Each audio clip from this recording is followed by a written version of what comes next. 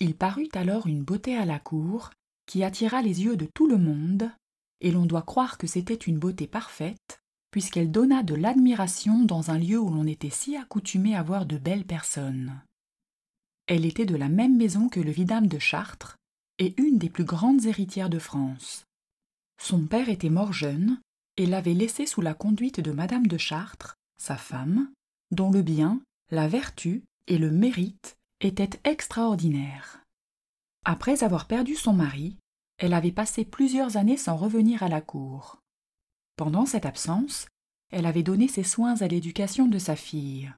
Mais elle ne travailla pas seulement à cultiver son esprit et sa beauté, elle songea aussi à lui donner de la vertu et à la lui rendre aimable. La plupart des mères s'imaginent qu'il suffit de ne parler jamais de galanterie devant les jeunes personnes pour les en éloigner. Madame de Chartres avait une opinion opposée.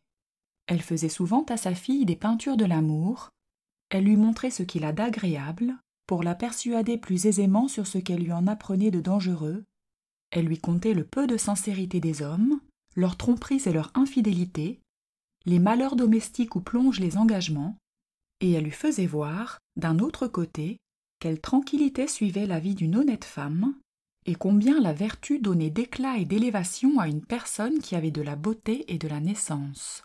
Mais elle lui faisait voir aussi combien il était difficile de conserver cette vertu que par une extrême défiance de soi-même et par un grand soin de s'attacher à ce qui seul peut faire le bonheur d'une femme, qui est d'aimer son mari et d'en être aimée. Cette héritière était alors un des grands partis qu'il y eut en France, et, quoiqu'elle fût dans une extrême jeunesse, l'on avait déjà proposé plusieurs mariages.